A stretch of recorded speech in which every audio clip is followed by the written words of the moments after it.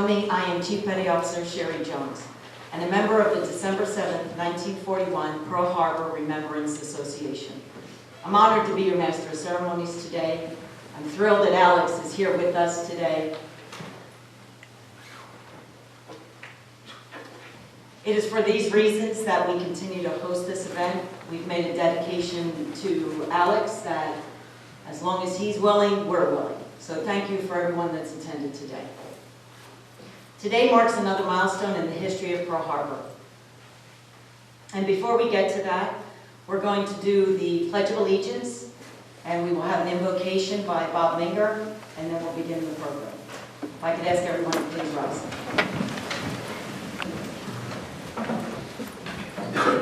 I pledge allegiance to the flag of the United States of America and to the republic for which it stands, one nation, under God, indivisible, with liberty and justice for all. Please remain standing.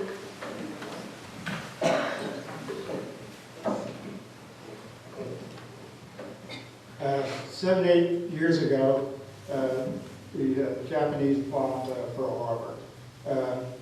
I'm going to say the opening prayer. Bless us, O Lord, as we gather in thy name in remembrance of our shipmates and comrades who served our country and to protect the defense of American ideals and heritage. Guide us and direct us in our deliberations that they may give glory and honor to thee and be for the good of all mankind. In thy holy name. Amen. Amen. Thank you, Bob. Please be seated. As I mentioned, today marks another milestone. For those that were there during the bombing, the memories are grim, but important to preserve. For those who had a parent who was there during the bombing, the memories are bittersweet. However, it is the presence of survivors like Alex, as well as survivors' children and grandchildren here today, that not only reinforces the importance of ensuring that this tragic moment in our country's history is never forgotten. Over 2,000 men died in a matter of minutes. Alex Horanzi was not one of them, and at 97 years young, he wants everyone to know what happened, why it happened, and how people like him helped this country overcome such a horrific tragedy. Alex, it's your turn to say a few words.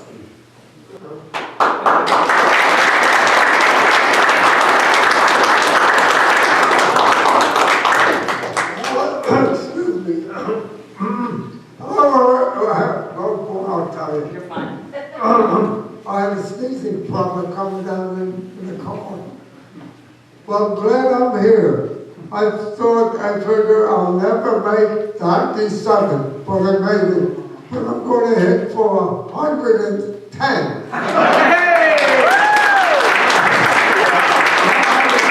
Everybody say, I don't say what the statistics text about you, that you're going to live only to about 75. If you smoke, you're going to die at 60. But I never believed in that. The trouble with me is I never smoked. So I'm creeping up slowly. In April, I'll be 98. So I'm on my way up.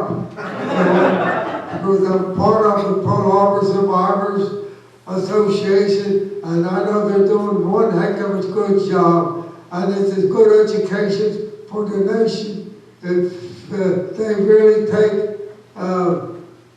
care in order for the children to be indoctrinated about how America is today.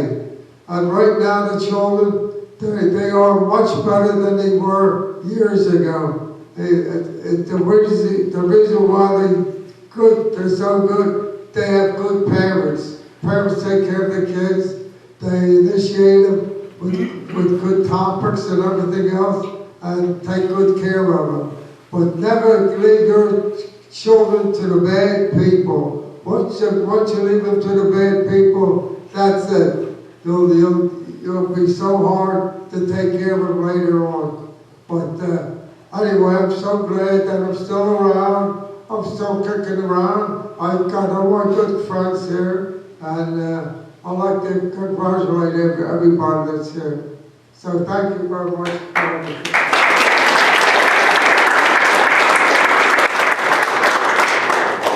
Alex, we're going to hold you to that 110, so the chapel will still be standing. We won't break it.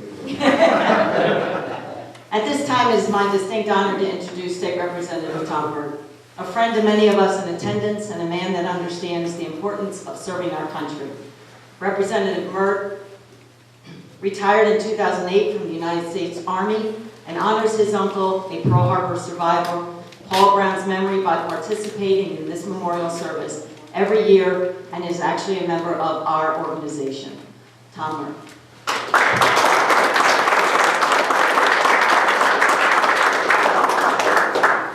Good afternoon, everybody. Thank you very much for having me here. It's great to be here.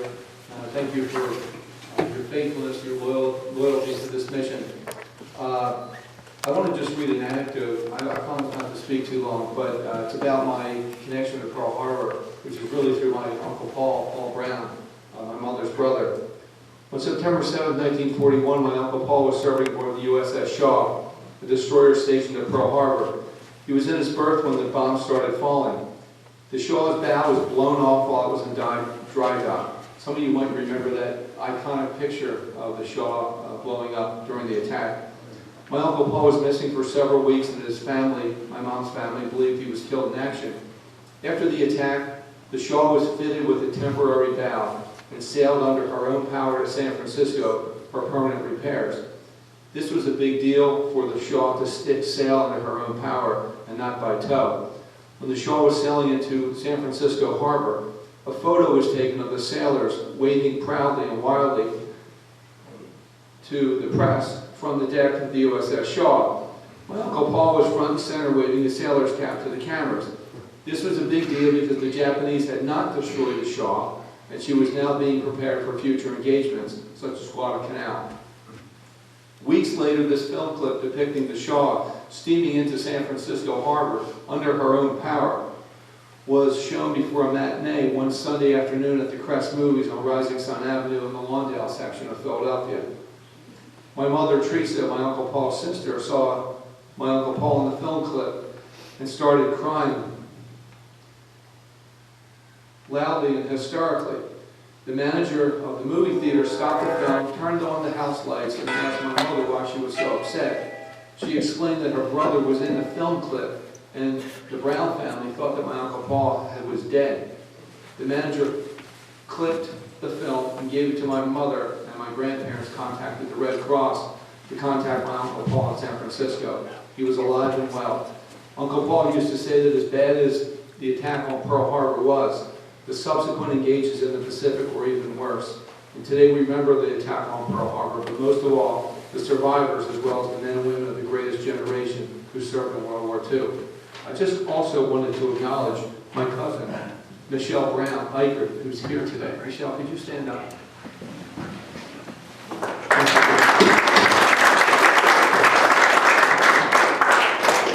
Michelle is the fifth of my Uncle Paul's 6 children. While we're here to commemorate the moment that propelled the United States into World War II, we also gather to honor the veterans who answered the call to duty that day, the few who were so willing to give of themselves to defend their brothers and sisters in our country. It's a small fraction of our population charged with keeping us safe, keeping our liberties intact. December 7, 1941 remains what President Roosevelt called it 78 years ago, a date that will live in infamy. For those who remember the attack, and their number is growing smaller, this is a wound that still bleeds, and it changed history in a way that no one thought possible. Today, it is our duty to honor those brave men and women who gave their lives to preserve what the Axis powers hoped to tear apart. There are no words to express how grateful we should be to the soldiers, sailors, airmen, Marines, and Coast Guardsmen who risked their lives for the greater good. There are no expressions that will fully articulate the deep pain and sadness that our country felt on that day, and that is why we gather to remember them today. I also wanted to mention that as an elected official, we had the opportunity to talk to a lot of different people, and I actually spoke to a woman on the phone who's in her 90s now, and she said, I was with your mother that day that your Uncle Paul was missing in action, she said it was her classmate, and she was telling me how upset my mother was, and how she was, and all of her classmates were trying to comfort her during that rough time. We remember those who made the supreme sacrifice on December 7th, 1941. Those taken in the prime of their lives by fires, explosions, and strafing attacks, which rained down on that deceptively peaceful Sunday morning in Hawaii. We also remember so future generations will understand the sacrifices made that day. Before the attacks, the American public had been content with isolationism while the rest of the world was locked in a war. After Pearl Harbor, isolationism was no longer an option. We lost over 2,000 Americans on that day, as Sherry mentioned, in a matter of moments. We can no longer sit by idly and watch. This is why I believe one of the most important messages of Pearl Harbor is awareness. We must be aware of the brave service members still engaged in war. We must be aware of those veterans who fought and still need our help and support. And we must be aware of how easy it is to be blindsided by such an attack as we would learn on 9/11. As a state representative, sometimes we have to sit and listen to people say how we have to be more supportive of our veterans and make sure that men and women coming back from Iraq and Afghanistan have programs and services to make them well, whether for physical or emotional injuries. But at the same time, a lot of our elected officials aren't willing to pony up the money at the same time. And I find that a little bit disingenuous. In the months following the attack on Pearl Harbor, a slogan was born. Remember Pearl Harbor was heard from coast to coast in America. Now, over 7 decades later, let's do our part and do just that. Remember Pearl Harbor for our veterans and our security. The best way to thank them is to care for our wounded brothers and sisters and to safeguard their families. These warriors are selfless creatures. They fight as a team. They fight as a family. They look out for one another to their dying breaths. Trust me when I say there's no better way to thank a veteran than to help them heal, even as we honor their sacrifice. And let's not forget what they achieved, the values that we hold dear as a nation: equality of opportunity, freedom of religion and speech and assembly, freedom and vigorous elections are now revered by many nations. Our greatest victory in World War II took place not on the field of battle, but in the nations we once counted as foes. When I was serving in Iraq, I actually served side by side with Japanese soldiers, believe it or not. The ideals of democracy and liberty have triumphed in a world once threatened with conquest by tyranny and despotism. Thank you very much. God bless you, and God bless America.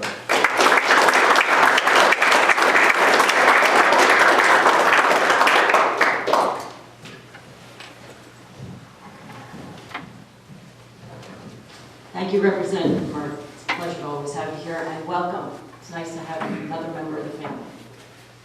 Now it's my honor to introduce our guest speaker, Combat Decorated Marine Corps Colonel John C. Church. His accomplishments are numerous, as is his education.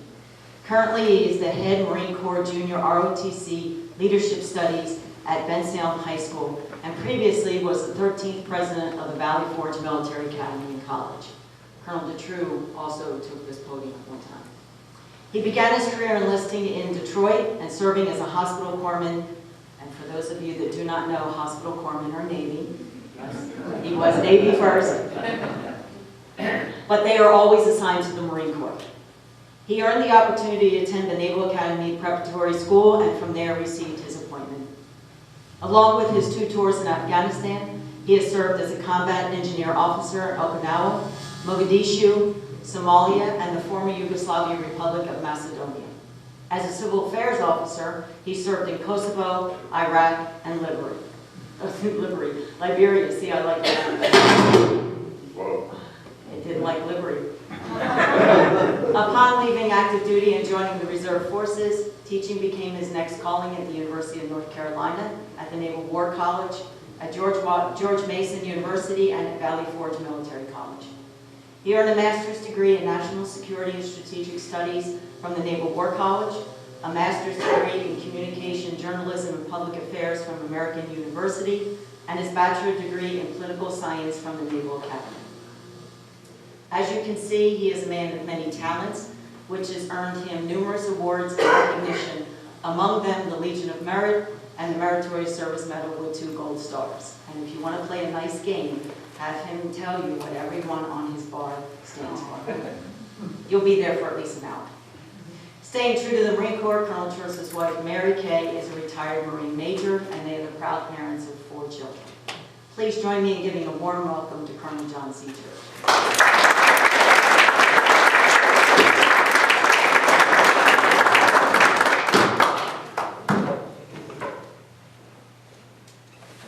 Ladies and gentlemen, thank you so much for being here today. All the other places you could be right now, you chose to be here. Now, I'm here because the chief told me to.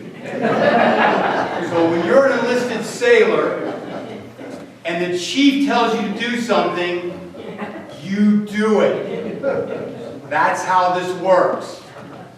I am very grateful here and very pleased to be here. First and foremost, sir, thank you so much for what you've done for our nation.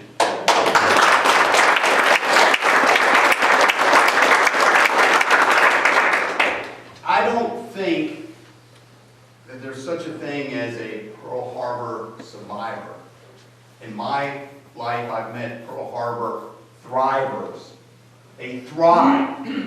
That's not a real word, but I went to Naval Academy, so it's not a real school, so don't hold that against me. But they thrive in their lives, and I'll just say 10 words. Never again, Semper Fidelis, Pearl Harbor, thriver, thank you, hero. Thank you. Because you're a hero in my estimation. You're my hero. Don't tell anybody. When we start dating, people will talk. So those are 10 words.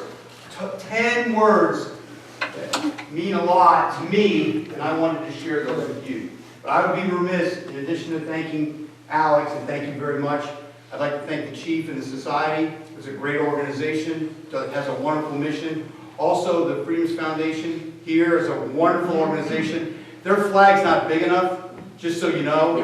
I don't know if you noticed that when you drive in here, but they need a bigger flag. Because the first time I came here years ago, I was like, that is the biggest flag I've ever seen in my entire life. But this is a great organization. This chapel is amazing.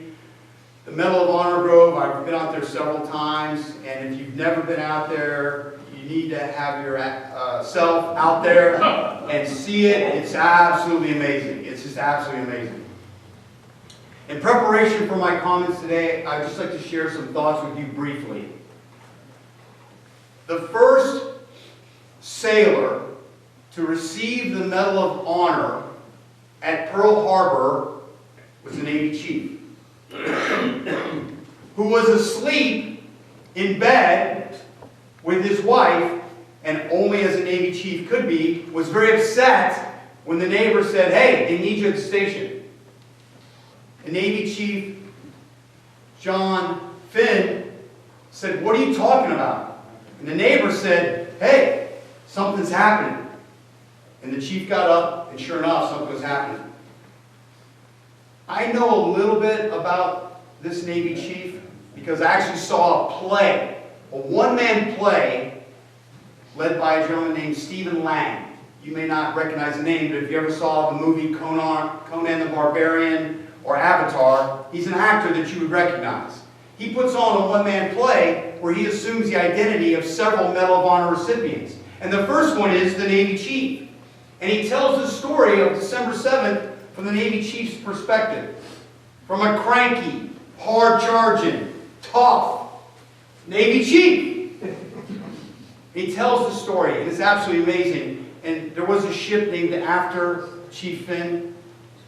He was wounded on Pearl Harbor on December 7th. He was wounded 21 times. In one day, 21 wounds. He basically put together machine guns, bits and pieces of them, and fired against aircraft as they were strafing the island, received the Medal of Honor, lived a long life, served 30 years in the Navy, eventually retired as a Navy lieutenant, a limited duty officer, and had an amazing life. Just a rich, full life. And the United States Navy named a ship after him, as they should. But if you ever have the opportunity to see this play, it's called Beyond Glory, with the actor Stephen Lang, I encourage you to see it, because it brings to life these Medal of Honor stories, these Medal of Honor narratives like nothing else can. It's amazing. My wife and I actually saw it at the Women in Military Service Memorial in Washington, D.C. The second individual that I would speak to, some of you may know him a little bit more. Petty Officer 3rd Class Doris Miller. Now, just so you know, his name was Doris Miller. But he grew to be about 6'3", 200 pounds, and he was a boxer in the Navy, and many people called him Dory. And he was pretty fierce, so people called him what he wanted them to call him. But if you've ever seen the movie Pearl Harbor, he's played by the Academy Award-winning actor Cuba Gooding Jr.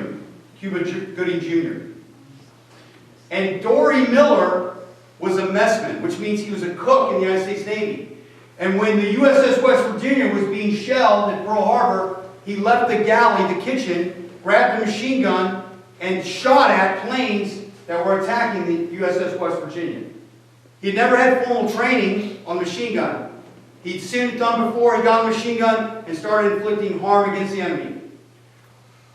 What was even more impressive is he tried, unsuccessfully, but he tried with other shipmates to rescue his commanding officer, who was mortally wounded and was at the bridge and died on the bridge. And Petty Officer Miller and others tried to save his commanding officer. The irony is, Petty Officer Miller had 5 schools named after him, and he never had the opportunity to complete his high school education. In part because society was different that day, in those days, it did not offer the same opportunities for African Americans as it does today.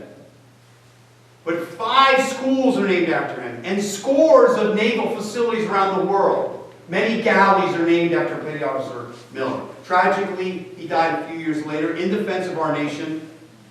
He died, he was killed in action a few years later. But his story is renowned, and he received the Navy Cross, the second highest award that our Navy can bestow upon a sailor. His story is an amazing story. It's an absolutely amazing story. A true hero. Another hero. The last individual I'll tell you about, you probably don't know, but you may have read about him in the paper. His name is Loren Bruner. He passed away last September. 98 years old. And he is the last member of the ship's company of the USS Arizona who survived that attack. Remember, on that day, 2,403 individuals were killed. Sailors, Marines, U.S. soldiers killed. 2,403. He survived. He passed away in September. He's the last service member to request and receive the opportunity to have his remains join his shipmates on the USS Arizona. He's the last one. There are 3 survivors of the USS Arizona alive today, but they've asked to be buried with their family in the United States. So Mr. Bruner, as we speak right now, a Navy diver is taking Mr. Bruner's remains and joining it with his shipmates. As we sit here in this chapel, that's happening right now in Hawaii. Because he wanted to be with his shipmates for the rest of eternity. And he's the last one. That started in 1982. Ironic, because that's when I enlisted in the Navy. 1982, we started that. And he is the last one today. It'll never happen again. Because the other 3 gentlemen have chosen for their last days and their life to be someplace else. I find that fascinating. As an enlisted sailor, I had the opportunity to go into Pearl Harbor on my ship. And we rendered colors to a Japanese submarine that was coming out of the harbor. So when you're in the Navy and you're enlisted, you render colors, you come up on deck and you stand there. And most times it's a very joyous occasion. We're proud and we're looking at other ships from other nations, allies, waving to them. That day we stood there at attention. And the Japanese looked at us and stood at attention. I'll never forget that. Respectful, but different. And then as an officer, I had the opportunity to serve with the Japanese National Defense Force. Finest soldiers you could ever find. Committed to their mission. Absolutely wonderful. Absolutely wonderful. Glad to have them as allies. But we can never forget that day and never forget individuals such as yourself. Thank you.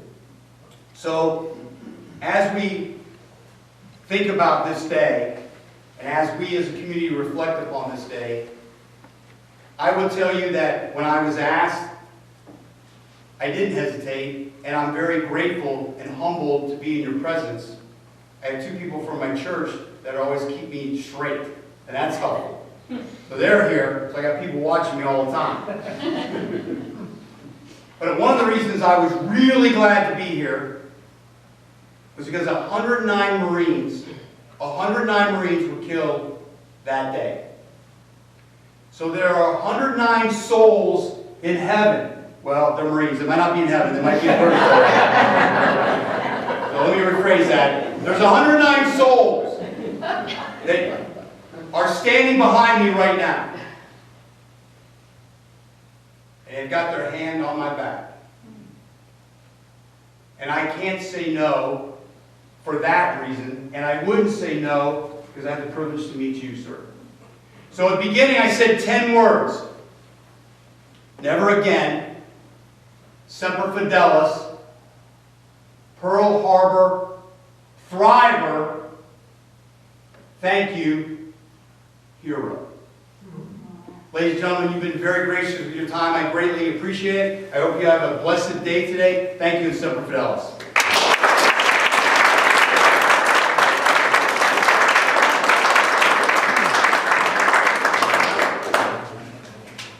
Thank you, Colonel.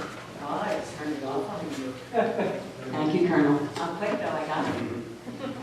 Before we read the list of departed survivors, we are fortunate to have sons, daughters, and a granddaughter of Pearl Harbor survivors in our audience. I would like to ask each of the survivors, son, daughter, or granddaughter, to stand and recognize their loved ones by name and location during the attack. Mike Train. Son of Robert Train, stationed out of the USS Honolulu, is a regular. Thank you, Mike. I don't know why I need this. Mary Ann Hartner. My relative was George Frazier, who was my grandfather. He was in the 24th Division at Schofield Barracks. And I'm very humbled and honored to be here today. Like December 7th is Thank you, Mary. We have Bob, Ray, and John Minger. Come on, Ray. They do the same thing. We'd just like to see you move around.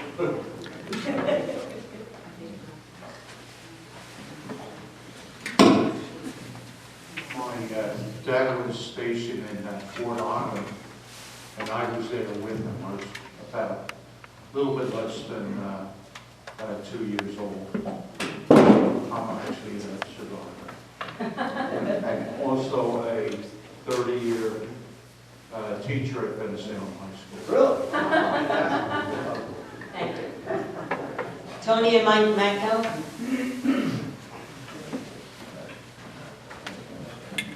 Take your time. You can stand right there. Sound. Yeah.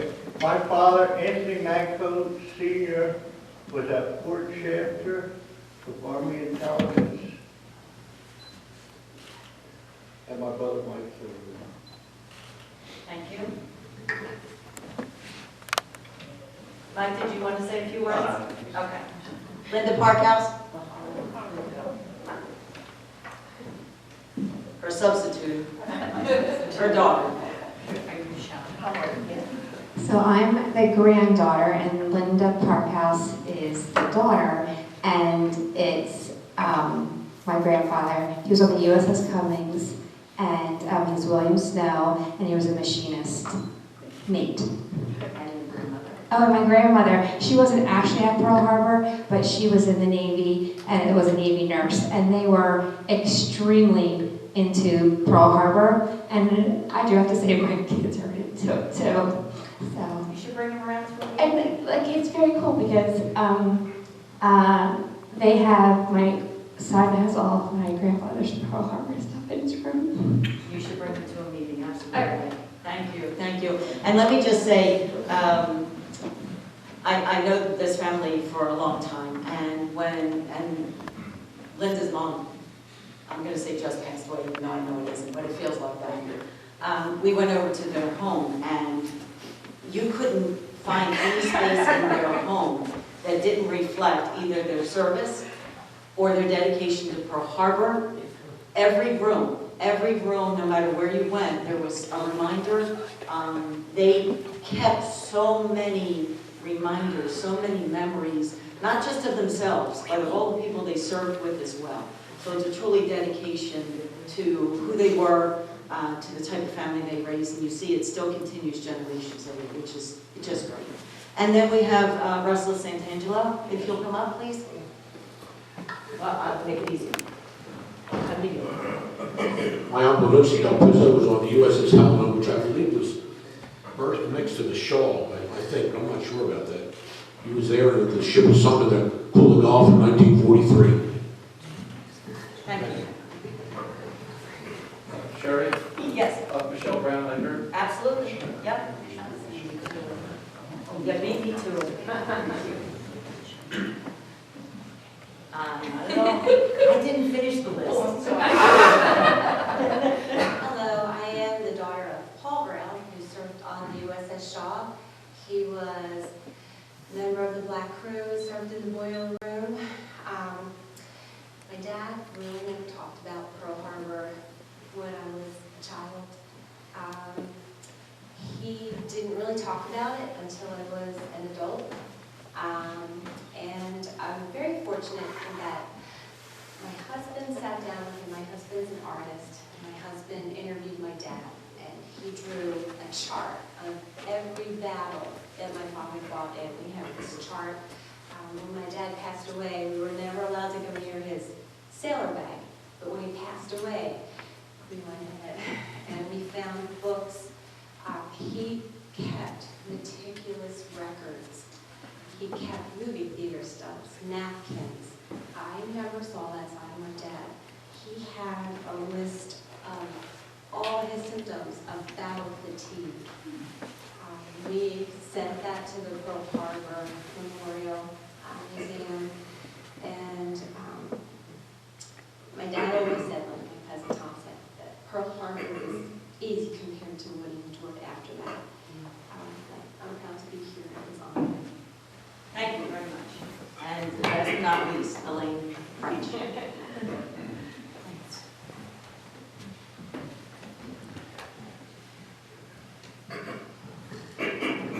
My father is Thomas McCann. He was in the Army at Schofield Barracks. Over the past few years, I knew that he said, well, we could see the faces of the Japanese pilots, and he said he was, it was a Sunday morning, so we're being Catholic, he said he was on the way to Mass. My mother always said, no, he was just coming home from the bar. Anyway, fortunately, he survived, and he went back to the United States for officer training, and then he went to England and trained for D-Day. So he was in, it was a D-Day +3. He was in an engineering unit, and then he went on to Battle of the Bulge, and then he ended up in, he was the fire marshal in Nancy, France, in this winter of, I guess, 44 or 45, and then he ended up in Regensburg, Germany. And I had well, 3 years ago, I had the opportunity to go for the 75th anniversary of Pearl Harbor, and then also coincidentally, I lived in Paris from 1992 to 94, and I got a chance to go to the 50th anniversary of D-Day. He had come in on Utah Beach, and this is my last, my two sons are Army. One's an Iraq veteran, and one's a two-time Afghanistan 101st Airborne. Wow. Thank you. Let's give them a round of applause.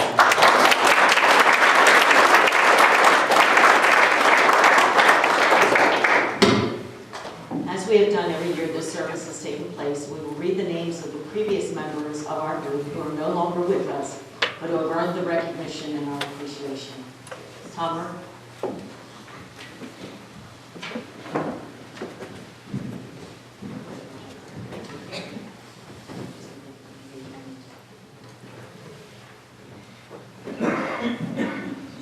Pearl Harbor survivors list of deceased members.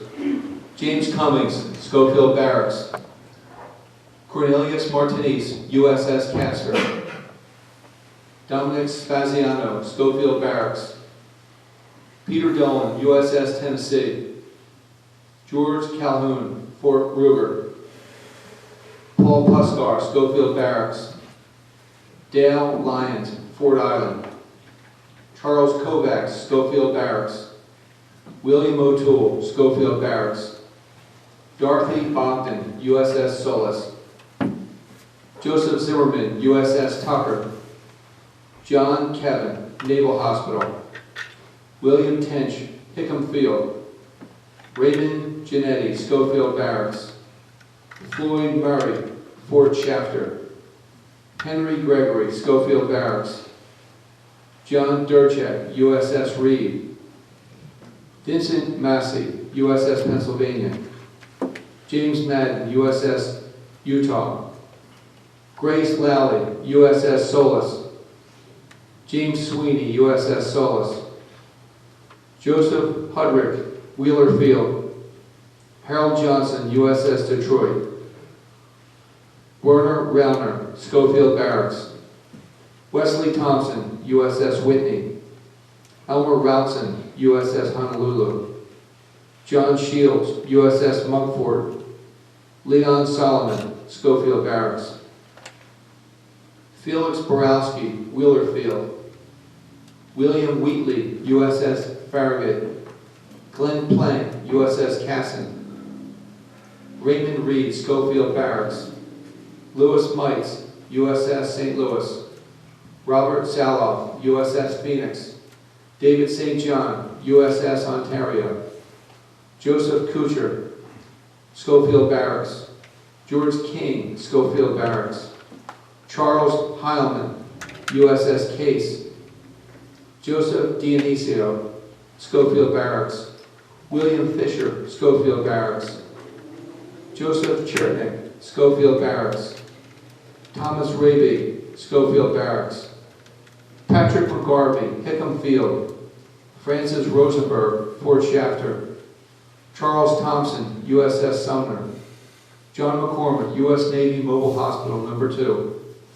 George Biggs, Wheeler Field. Chester Skapansky, Schofield Barracks. James Ashcraft, Hickam Field. Cleo Blanchard, Wheeler Field. Raymond Minger, Ford Island. Peter Elmer, USS Honolulu. Richard Levenstein, Wheeler Field. Alexander Sherman, USS New Orleans. Albert Rice, Schofield Barracks. Thomas Kingsley, USS Phoenix. And Albert Klein, Schofield Barracks.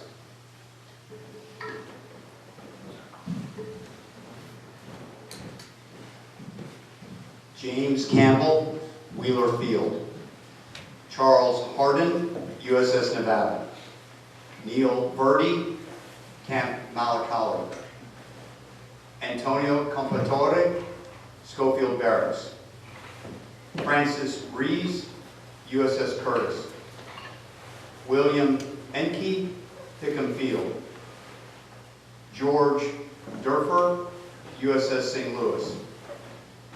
William Welsh, Fort Shaffer. Paul Reisig, USS Pyro. Earl Jones, Schofield Barracks. Ted Cannon, Hickam Field. Robert Gable, Schofield Barracks. Michael Gauville, USS Dale. Lawrence Huber, USS Tennessee. Joel Backner, USS California. Ghetto Di Simone, Schofield Barracks. Keith USS Phoenix. Joseph Miskowski, Fort DeRussy. George Mingle, Wheeler Field. George Roth, USS Argonne.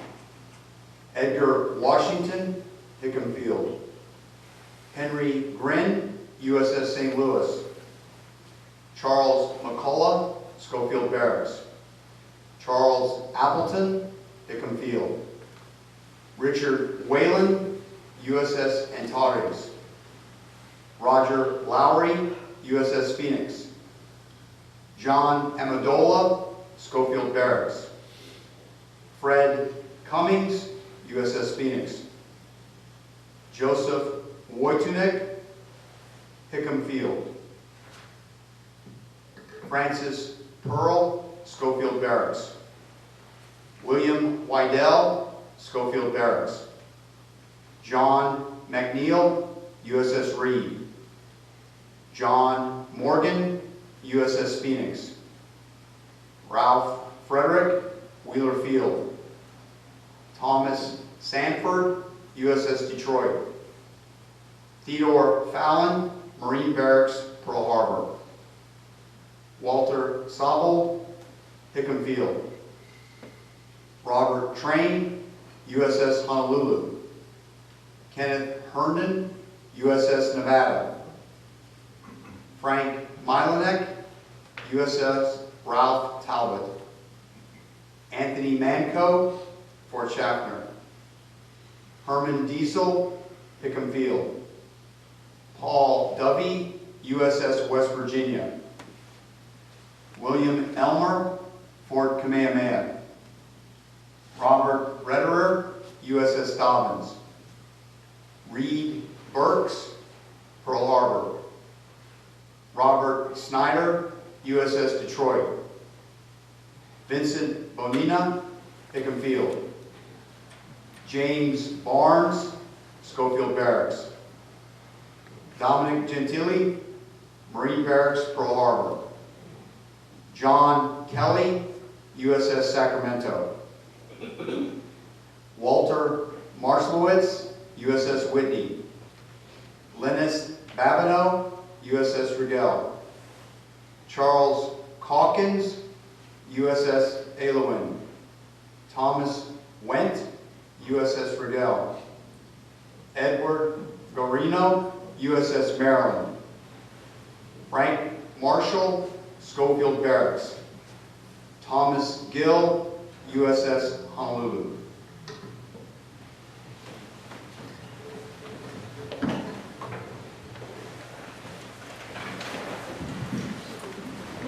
Walter Supaski, James Harrison, Stephen Jordan, Donald S.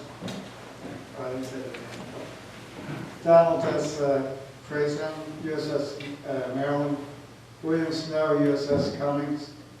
Jasper Forbes, USS Cunningham. Paul Brown, USS Shaw. William Brown, Bellows Field. Harvey Brook, USS Bristol. Al Marks, USS Dobbins. Irv Gerben, Cunningham Bay. Paul Moyer, Schofield Barracks. Robert Carter, Schofield Barracks. John McElroy, USS Helms. Kerry Kimney, Fort Kaneohe. J. Smith, USS Phoenix. George Smith, USS Ash. Roland Hofrath, USS Oregon. George Fraser, Sochfield Barracks. Mario Cabardonzi, Wheel Field, honorary members. Robert Martin, Hickam Field. Harry Fash, World War II veteran. Phil Antonelli, World War II veteran. Edward Miller, Catherine Ramsey, wife of survivor ours. Marie Gregory, Robert Natchler, Chuck Leopold, and Ray Varanzi, brother of the survivor Alex Varanzi.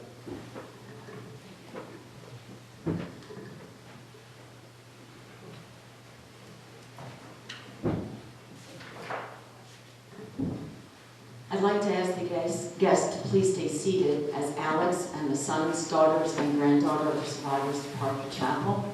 And then we'll follow everyone outside with the 21 gun salute, the laying of the wreath, playing the taps next door of the outdoor chapel memorial. Thank you.